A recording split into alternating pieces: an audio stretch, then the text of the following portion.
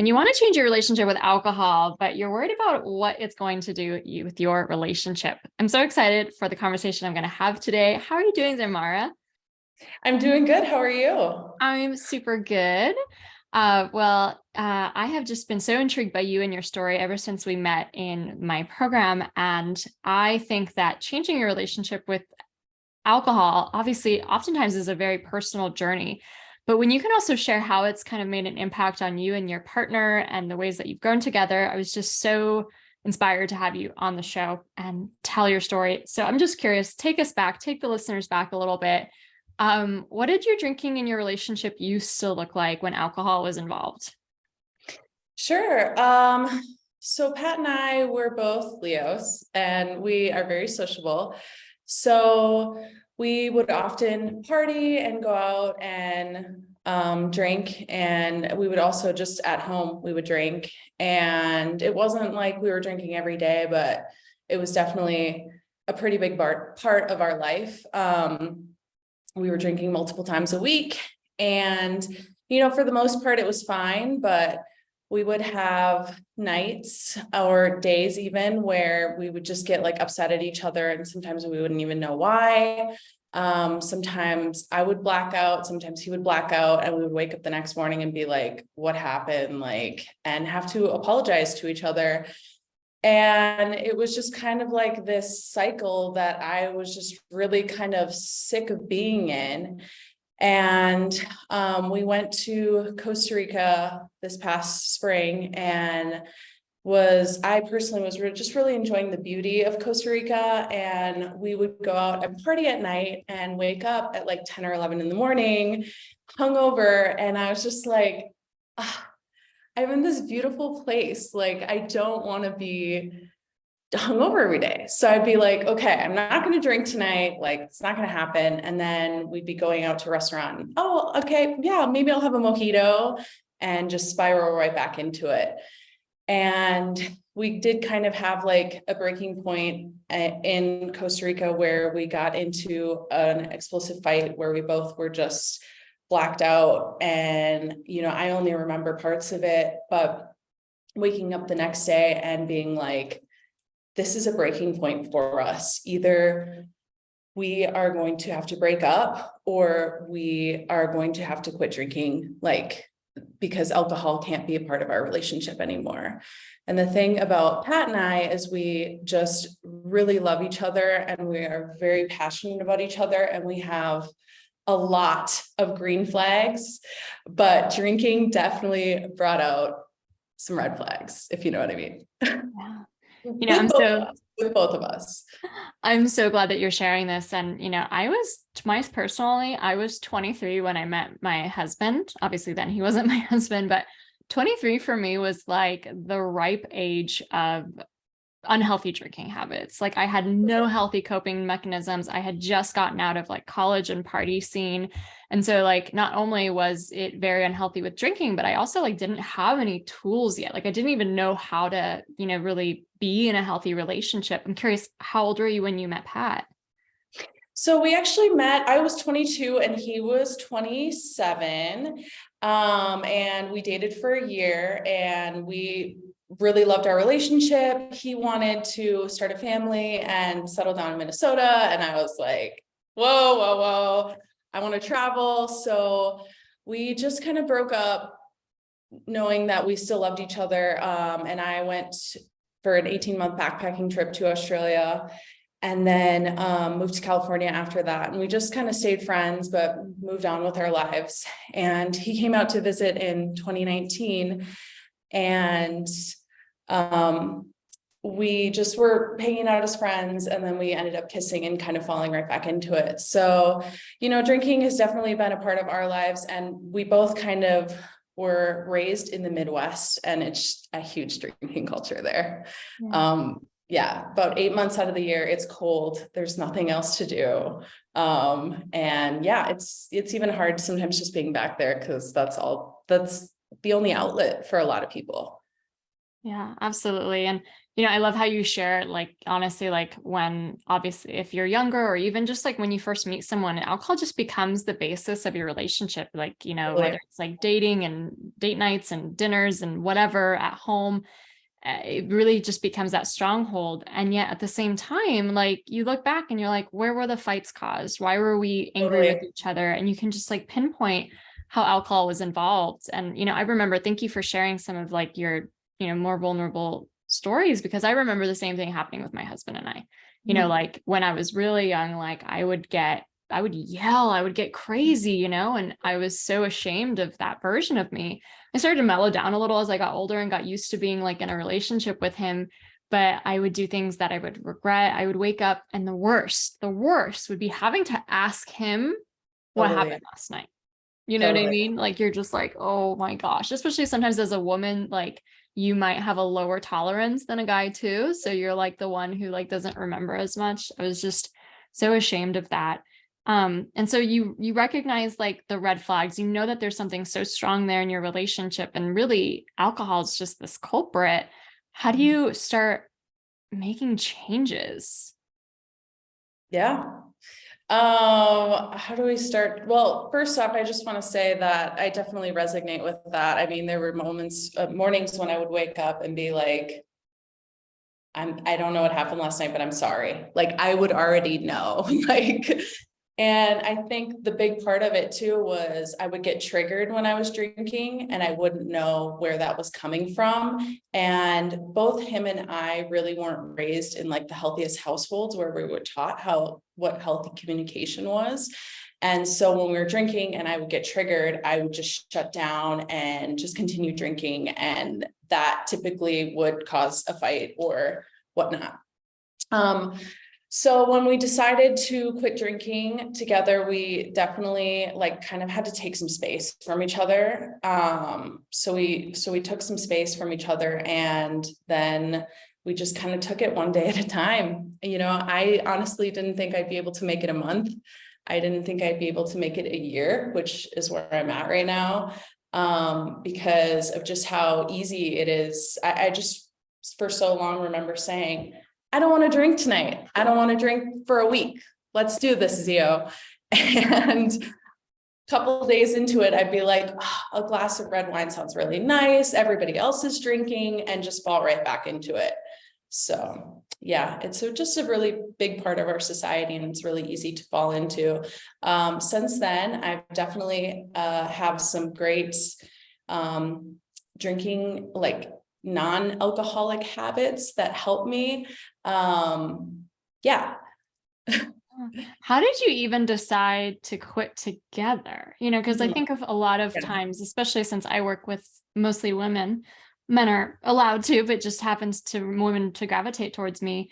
I often find that it's the woman who like wants to change, and she like wants her partner to change too, but it's often not something that she has control over, and it's you like not even on the table. You know what I mean? Like it's not even a discussion.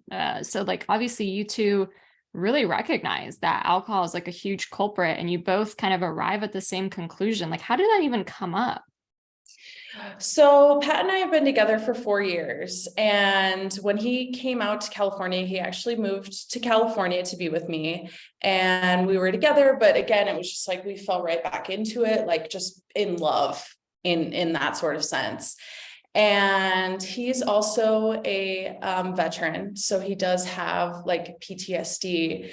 And one night we were drinking at a friend's engagement party. They own a brewery, and their beers are strong. And we got into a really explosive, embarrassing public fight. And he was completely blacked out and doesn't remember it. And we lost friends. There was a lot of shame around that event. And he actually quit drinking for like 8 months after that. But I was still drinking. And this was right when kind of the pandemic started. So it was like a couple months in the pandemic started. So I was drinking and I was still a hot mess. And that must have been really hard to be, with somebody like that. But so I was still kind of a hot mess and he wasn't drinking. And then one day, like we were just like on vacation together and they were giving free beer to guests. And he was like, well, maybe I could just have one. And then it just kind of fell right back into our old drinking habits and things were fine. And for the most part, like things were fine, but we would have like nights that were just nightmares and, you know, like just screaming at each other and not being the couple that we wanted to be and not feeling like just that it all resonated with us in our relationship because we did really love each other. We're very supportive of each other. We're very passionate about each other. We love being together. And that's one thing that I think a lot of couples that do go sober together have to face is like, you know, if alcohol's not involved, are we still going to have anything in common? And I think that does happen to some couples. And thankfully for us, that hasn't been it. So like I shared with you before, we did go to, we did a vacation in Mexico and Costa Rica, and we were drinking during that. And then we just had another explosive fight where I was blacked out. I kind of remember bits and pieces, but yeah, it was just a huge kind of another wake up call. And during this period, like a couple years when he was sober and I wasn't, we saw a couples therapist. And actually, I think we were both drinking then. We were both drinking there and we saw a couples therapist because we were having these problems. And it, you know, it was like thousands of dollars. And her biggest thing was like, you guys need to stop drinking. And we were like, no, let's not do that. You know, like, let's do everything else like that we can do. And so, yeah, so then, you know, we don't really see a therapist anymore and we just are able to communicate a lot better with each other. And when we do have arguments, we're able to be like, okay, let's step back, let's take a minute. And even with both him and I, we're able to recognize like when we get triggered and like where this is coming from. And it's like a lot more clear. And I don't know, there's just so much more peace in our relationship now.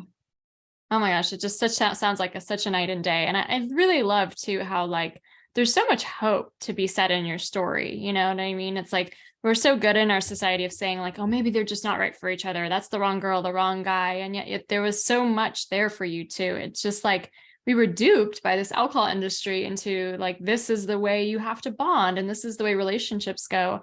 And just like a side note story real quick, I was in Mexico once I was already alcohol free. And we had this like, I don't know, like a outdoor cabin, like on the sand. And it was like next to like a few other like hotel cabins, right? And there was this couple that arrived and it's like their first day of vacation. And we just watched them kind of all day. Like they start day drinking all day. They're not doing anything. They just keep drinking and drinking and drinking. And then they go out somewhere and they come back and it totally wakes us up because it's like 1 or 2 in the morning. Yep. And they start screaming at each other. And they are saying things that like nobody would ever say ever when you're out, when you're sober, like just never, like such hurtful things. And the next morning, like they just look so wounded. And the woman actually calls for like some doctor to give her like an IV, you know, transfusion or just like pump her up with some IV fluids.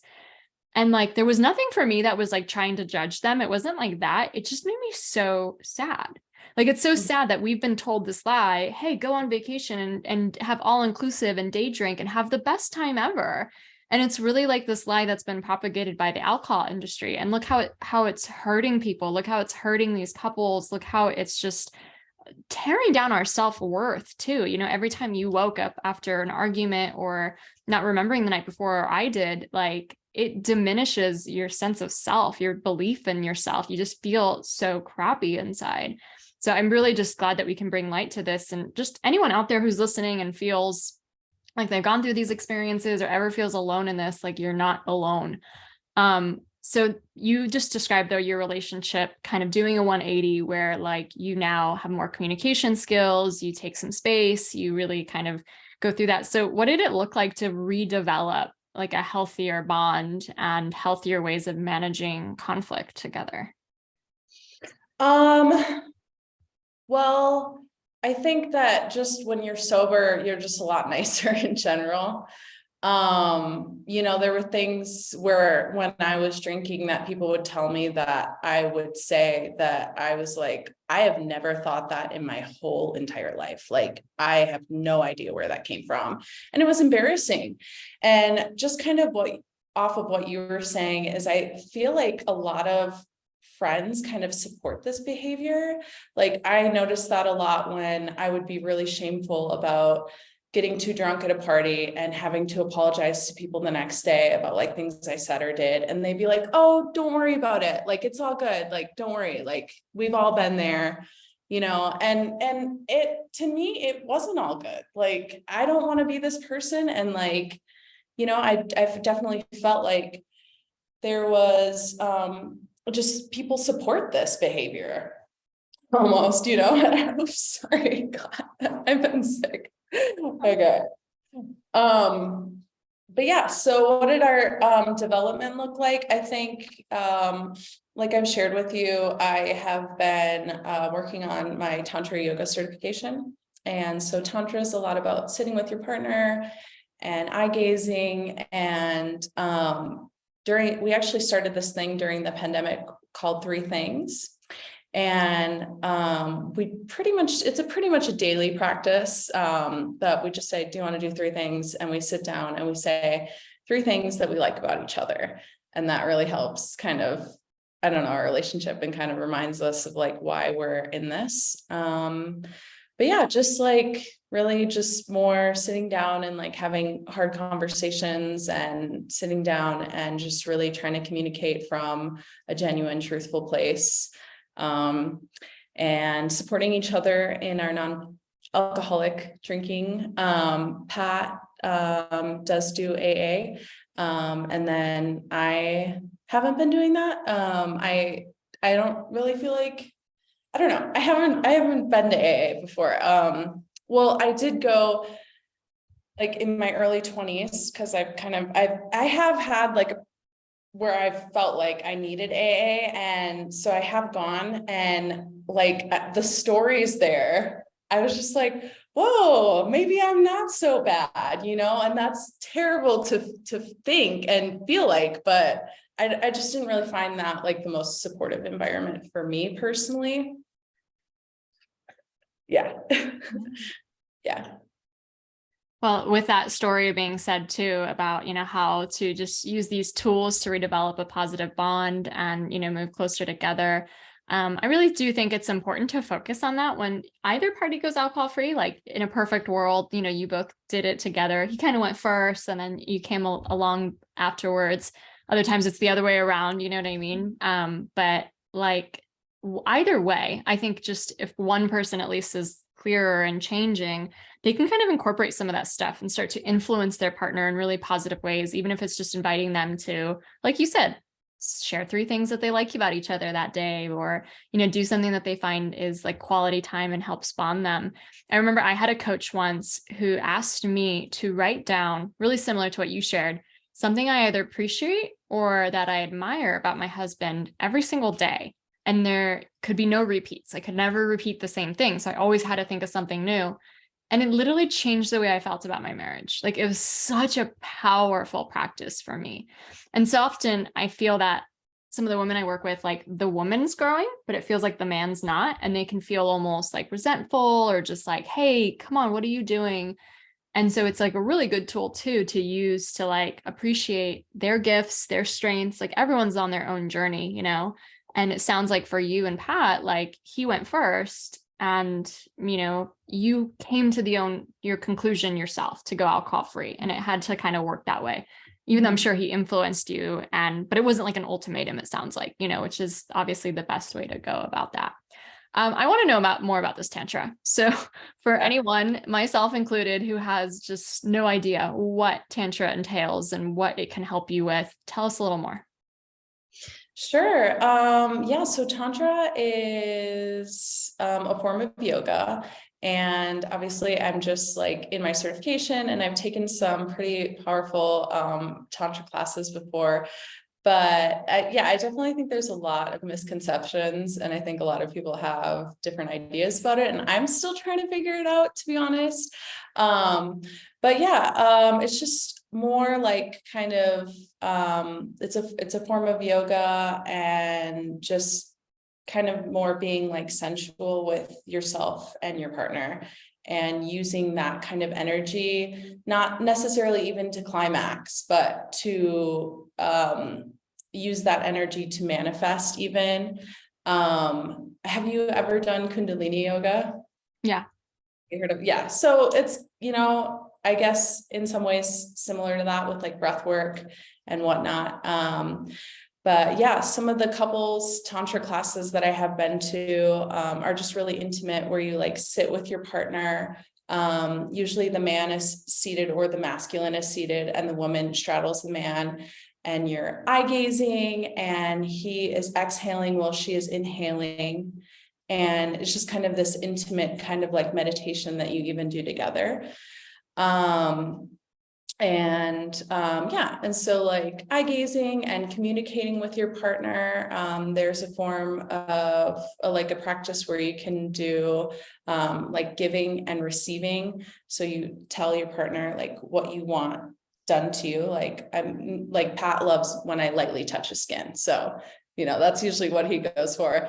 And so then you give that, and then vice versa. And I think the other one is like taking, and I can't remember what the other thing is, but like where you give something to your partner and they just have to take it, kind of, but nothing like, it's not like anything insane. It's just like playing with hair, just doing something nice for your partner. And usually when we have like little practices like this, where we're just kind of connecting, we just feel on cloud nine afterwards. And I just think it's really important. Sometimes I think couples get really disconnected, and I think it's important to just come back and take a moment and be like, okay, let's reconnect, Yeah. Well, sounds like such a better like Friday night date night versus, like the drinking story. And if you're ever going to be facilitating those workshops, sign me up. That sounds amazing.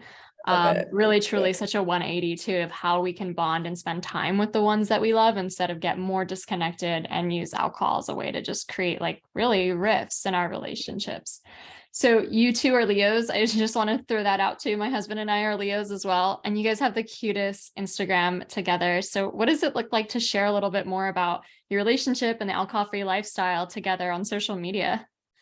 Yeah, I think just us going alcohol free, and we both love to travel, and we're both very passionate about each other, and we're passionate about life. I think one thing that going alcohol free has really given me is just more life in my life. I just feel like I'm able to utilize my time so much more, and I feel like I'm able to be more intentional. And so wanting to have a space for people online to give tips about what we've found helped us stay alcohol free. For me, I loved drinking beer. And I'm so thankful that we live in an era where there's just so many tasty NA beers. Like there are some awful ones for sure, but I think one of my top favorites is Athletic Brewing, which I think is based out of San Diego. Have you had Athletic Brewing? Yep. They're great. Yeah. So just like little tips like that. When you're going to a party, we always pack our own stuff. And usually, I think I shared this with you before, but it really gives other people permission to not drink. And so we a lot of times have gone to parties, like this past Christmas, we brought 4 sparkling juice champagnes. And the first Christmas party we went to, like people were just, they literally drank everything. I think we had like half a bottle, but people were just drinking that. And we were thankful that people weren't like getting drunk and like wasted, but they had all these options. Like there was a whole bar dedicated to alcohol, and we brought like a simple stash, and it's Christmas too, so it's not like we could go out and get more. But yeah, so I think just giving people permission to not drink is pretty powerful. Yeah.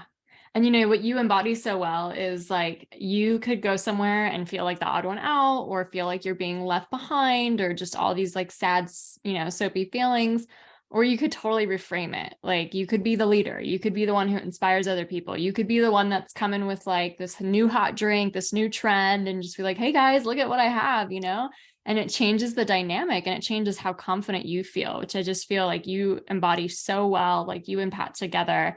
It's like you're still the life of the party, just in a completely different way, in a wholesome, holistic, like way that's based on your integrity, your growth. You know, like you have the social life with no negative consequences nowadays, you know? Totally. Yeah. And so just are we really using our page to just really help inspire other people to not drink? We go to Burning Man and we have our community there. And it's funny because Burning Man is like such a place for like radical, right? But like it's such a big drinking culture there too. I mean, there is spaces for non-alcoholic people and there are people that don't drink there, but I just kind of find it funny. And like, I really want to have like a alcohol-free talk at Burning Man, like, you know, cause I feel like it is a movement right now and just want to inspire more people too, because I think that not drinking really lets more light into your life. Yeah, absolutely. And just like when you're already into health and consciousness, you know, it really can often be that like one block or that missing piece of really diving deeper into your consciousness journey. Like it really just blocks us from awareness. And like you've illustrated so well, like this is what your relationship looked like on alcohol. This is what it looks like without alcohol. Tell us real quick to just wrap up the story and have a happy ending. You're getting married this year? Yes, we're getting married July Yay. 22nd, which is the start of Leo season. Mm. And yeah, we're gonna get married in Wisconsin on my aunt's property. Right now we're in Idaho, kind of getting ready for that. But yes, and I proposed to him in October and he proposed to me recently. So before we had even gotten engaged, we had looked up online, is there such thing as a dual proposal? Like, you know, because we both wanted each other to have like that moment.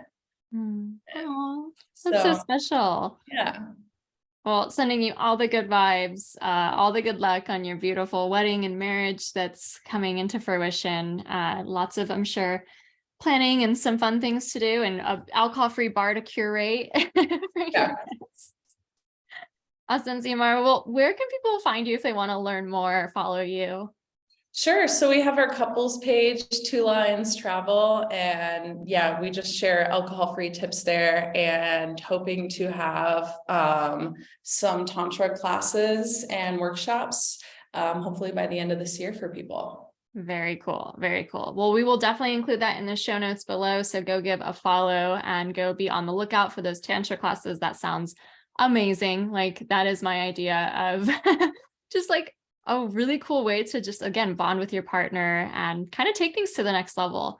And what I'm just so grateful to is about this conversation is that so many people assume, kind of like with alcohol, that you have to have a big problem in order to like fix it, you know, and then get back to like normal. And I think sometimes we look at relationships the same way. Like you would only go to counseling or you would only look at like improving your relationship if things are really bad and you're like on the way to divorce. And it doesn't have to be that either, you know, like wherever you are, it can always be better. You know what I mean? So for anyone who's looking for those tips, be sure to follow along. And thank you so much for your honesty, your bravery. I appreciate it.